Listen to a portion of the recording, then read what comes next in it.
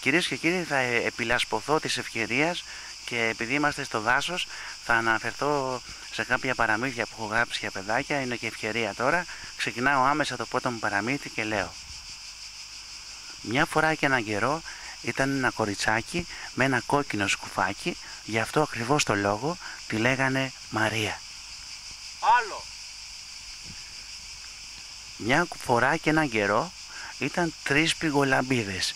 Η μία ήταν 50 βατ, η άλλη 100 βατ, η άλλη ήταν μπαϊονέ. Άλλο. Θα πω το πιο σύντομο παραμύθι του κόσμου.